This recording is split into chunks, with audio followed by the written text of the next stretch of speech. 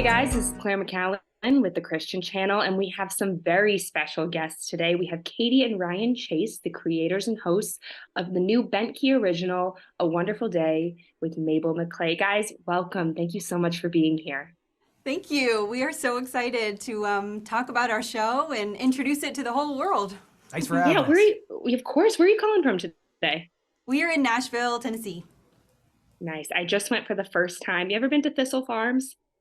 No, No. we're No, I newish love that here. Yeah, we're place. pretty. Okay, well, you're gonna have the best time exploring that city. I love that place. All right, so can you introduce my audience a little bit to what it is that your show is about? Yes, it is a show that celebrates the joy of wondering. So that's the real simple idea behind it, the idea that life is wonderful and worth wondering about. It stars Mabel Maclay, and I play Mabel. She's a character who loves to wonder about things, about people and places, and so she spends each day doing that and sort of modeling those concepts for kids. That's awesome. So it's a children's show. What ages are we looking at? Mostly preschool and young elementary. Our hope is that the whole family might enjoy it, older siblings might enjoy it. We get into some really fun adventures that we know older kids will really appreciate. But we know that preschool, young elementary are going to be our main audience. Yeah, we hoped it Well, would be a you show that wasn't just something to put on in the background to keep the kids busy while you fold the clothes or put the dishes away. So we hope that even though it's geared towards a younger audience, we hope it's something that the whole family can enjoy and not just be like, oh, there's some flashy stuff. Guys, look over there. So we hope it's got that some warmth and depth and also, of course, entertainment. Well, if you wanted to market it towards older kids, it's working because I actually consider myself something of an older kid, and I loved it, guys. Nice, nice. Awesome.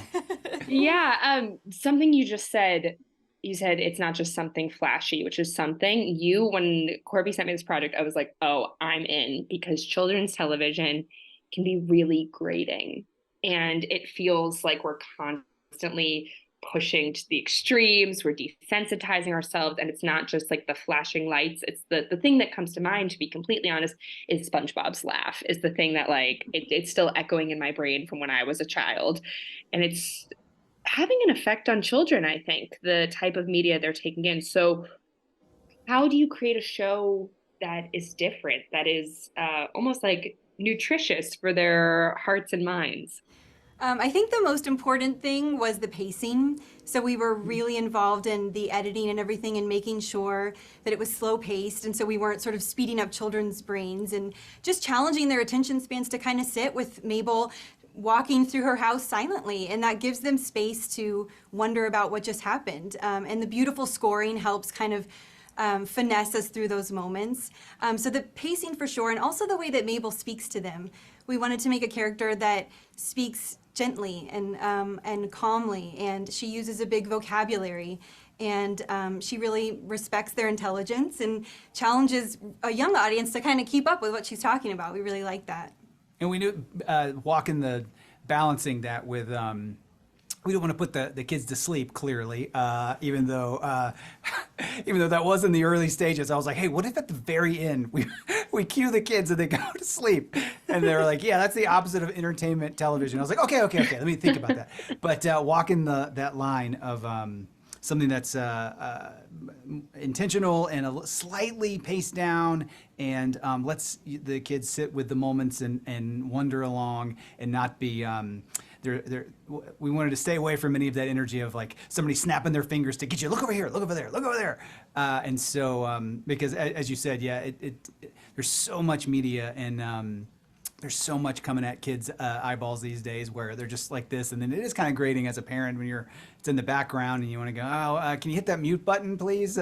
So we were hoping to make a show that nobody was trying to reach for the mute button, but we don't want to put them to sleep, but walk that very fine line of something that is normal paced and healthy and entertaining at the same time. And hopefully gives them a little something to take away, and we hope at the end when they get done with the show, they turn that TV off and go do something maybe that was inspired by the show. That would be the dream, So go out, find themselves a whatchamathing and go out wandering and inventing. It sounds like you and I are on the same wavelength here because we're talking about like we're looking at it from an adult's perspective, right? Of like, oh, what's not going to drive me crazy? But do you think that a change in pace and tone in children's entertainment is going to manifest in behavioral differences for children as well? Well, I think so. We have three young children, so we were able to kind of test our hypothesis here with this. And we've noticed that when they have been introduced to some modern content, and we haven't done a whole lot of that, that their behavior is much worse after. Their cheeks are kind of flushed, their eyes seem kind of dilated. It's clearly having an effect on them. And this show really, in our experience, does not have that impact. We're really proud of that. And we try to do things in the show.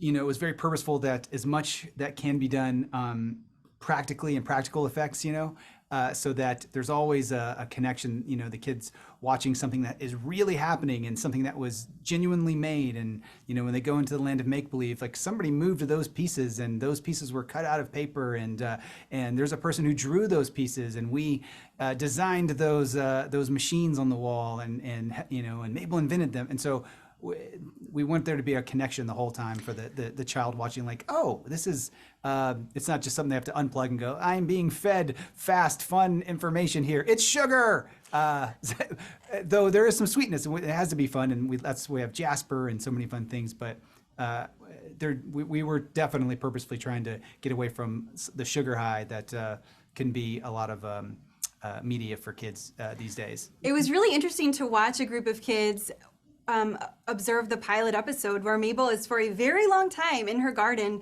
strumming a banjo with a musician and quietly talking about it and quietly talking about how you can express different emotions with a banjo. And to see them all glued to the screen was so validating to us because we do trust that kids can sit still and be calm and observe more grounded and thoughtful, intentional content, and they can. So it's good.